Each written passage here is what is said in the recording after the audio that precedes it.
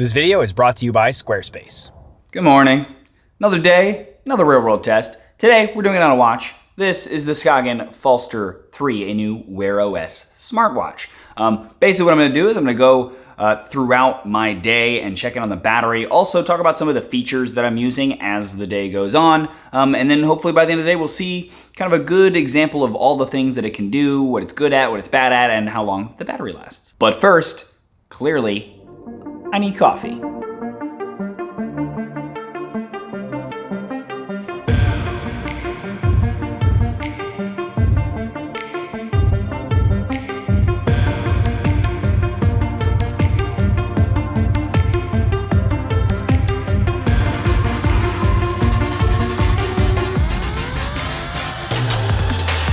Coffee. Check. I don't know why I'm pretending it's spring. I've got like a nice latte. I'm sitting outside. It's like 40-something degrees. Whatever.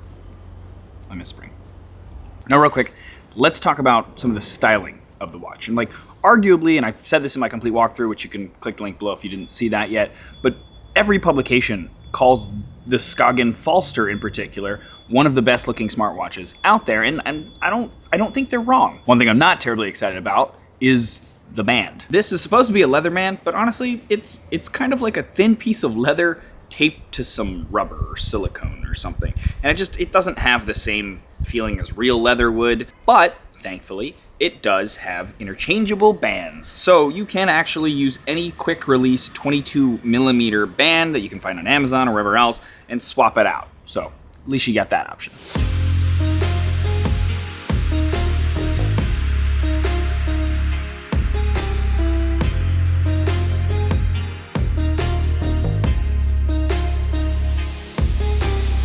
And we're in the studio, gonna get a little work done. But real quick, we haven't done it yet. Let's check in on the battery. It is 1:40 p.m. We are at 87%. I don't know why I'm holding this up. You probably can't see it. But something I wanna talk about on the watch real quick is Wear OS.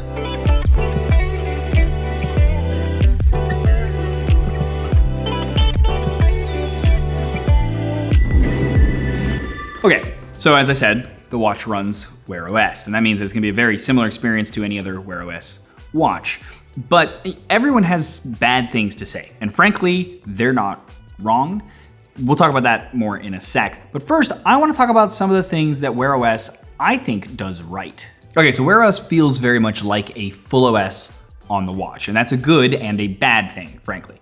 Good in the fact that, for example, any notifications I get on my phone are basically mirrored to the watch, as in all of them. If I change something on the phone, like swipe away the notification, it immediately disappears on the watch, and vice versa. I can also tap on any of those and interact with them in almost the same way that I do on the phone on the watch, including any quick actions, replying via my voice, etc. It also means that there are a ton of apps for Wear OS, and it's compatible with a lot of fitness partners, etc. Now, the downside of this is that means the battery life of Wear OS watches has never been good. They've been sluggish because it requires more resources to run, and well, a full mobile OS on your wrist, while it's what every company kind of did from Google to Apple to Samsung, etc. originally, because that's how they thought we would use smartwatches when they first came out, the truth is that no one is sitting there and trying to do that much on their wrist.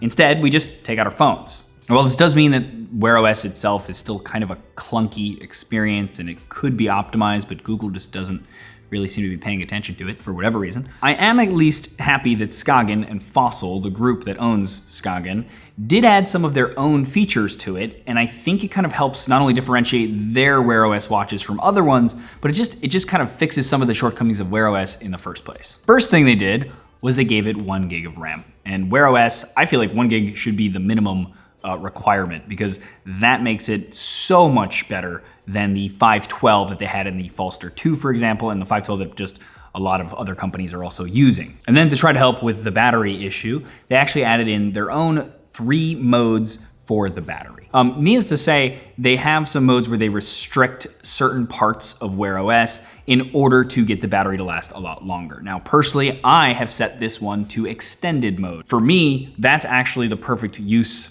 of the device. I don't feel like I'm missing anything when I have it set to this. And as we're gonna see, I believe by the end of this day, it definitely helps with the battery life.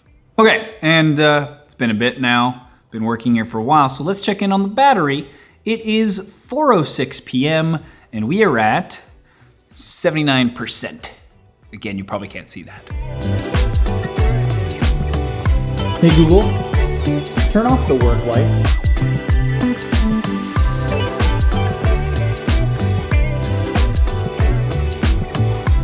Okay, now I want to test something out. I want to see if I get on one of these bikes and ride it home from the studio, if it automatically tracks that I'm riding a bike. Like the workout automatic tracking is something I think that fitness watches should just have, and so let's test that out.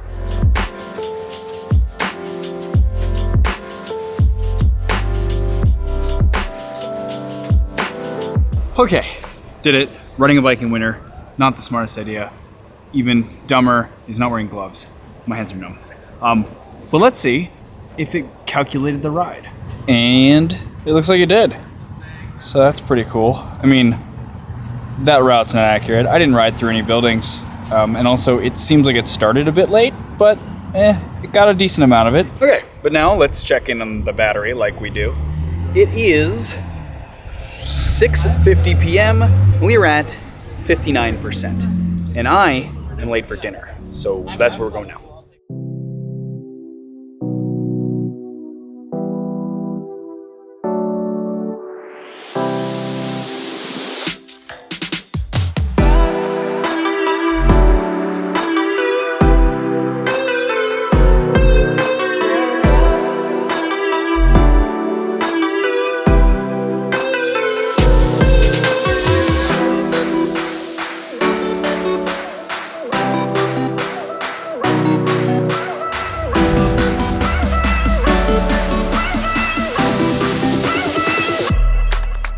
Okay, having dinner with some friends. Let's check in on the battery though, because we haven't done that in a while. It is 10:07 p.m. and we are at 51%. And E here, who you might recognize, he's gonna redo his website soon. No. Well, you should, because it's trash. And you know what he should use? Squarespace. And I mean, why wouldn't he? They have a bunch of templates to help him get started really quickly, and they all look really good too. And it doesn't matter if you're trying to do a content-based website like a blog like my friend here, or if you're trying to open up a store, or even a portfolio for all of your photos. Squarespace has tools for any type of business. And so you can head to the link below for a free trial. And when you're ready to launch, you can also use that link to get 10% off your first purchase of a website or domain. Okay, and back to me at dinner. Okay, and we're done here. Time to head back to Brooklyn.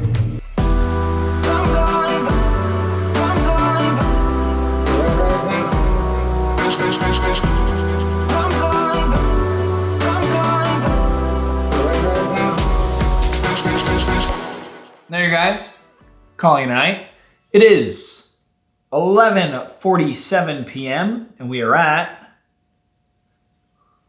46%, which is actually not too shabby. It's much longer than Wear OS probably would normally have lasted. And again, it's because I'm using that extended battery mode that the Fossil Group and Skagen have added to this watch. So, you know, kind of nice. Honestly, bottom line about this watch is that if you want a Wear OS watch and you like Wear OS, I think the Fossil Group in general has a good one-up on all of the other Wear OS watches. One, the Falster itself looks really good, but then it has that extra software for the battery, which I think is actually really beneficial. And the other option, of course, would be the Fossil Gen 5. And the two of those, in my mind, are the same price. They have the same specs. They're interchangeable for the most part. It's just depending on whether you like the styling of one over the styling of the other. There you go. I will leave a link below to the cheapest price that I could find on this watch. Let me know what you guys think, though, in the comments below of this video, of this type of video. Do you want more of these? Do you want them on other products? I would just love to have your feedback. Please let me know. Otherwise, if you like this video, though, please thumbs up it or share it. It's greatly appreciated. Also, check out the rest of the channel if you like what you see there. Please subscribe and ding the bell next to subscribe so you get notified when I do new videos. As always, though, regardless, thanks for watching.